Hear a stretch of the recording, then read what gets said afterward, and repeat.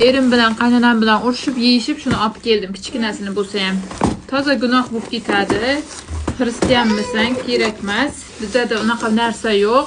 Bayram yo'q bizlarda. Deb rosa gapirdi. Shunda ham endi annem qaynonam hech yoqtirmadi. O'zim asta kelgan payti yig'ishtirib qo'yaman endi qizlar. Hozir tuzatamiz buni. Kichkinagina archa ola oldim. 1-2 kun tursin hech bo'lmasa. Meni bolaligimni eslatadi bu. Bolaligimizda bor tortish kerak ekan. Archa. 2-3 kun tursa bo'ldi, lekin erimning ishxonasida bor, katta archa bor. Uni hali yasatgan yo'q, chunki erimning mehmonxonasi o'zi arzon. $50, $45 shunaqa. Kelganlari ham bola chaqasi bilan o'ynab, uni ko'tarib yuradi. Shunga aytdi, yangi yilga 2-3 kun qolganda yasataman dedi.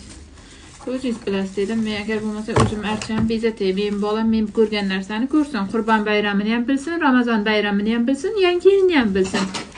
Faqat nima desam bo'ladi? Faqat xristianlar bayrami emas-ku, prosta 26-yilda kutib olamiz, to'g'rimi qizlar? Siz qanaqa fikrdasiz yoki bular to'g'rimi? Kommentlarga yozib qoldiringchi. O'qiyman bittalab, kim nima deb yozdi, kimda archasi bor. Hamma devday archa bezatib yotibdi. Bizaniki shu ham bo'ladi, to'g'rimi? Ana bezatib bo'ldim. Hech bo'lmasa 3 kun tursin debman-da qizlar. Turami yo'qmi bilmayman. Shunaqa gaplar. Siz archangizni bezatdingizmi? Hali ertami qizlar? Yozing kommentariyaga.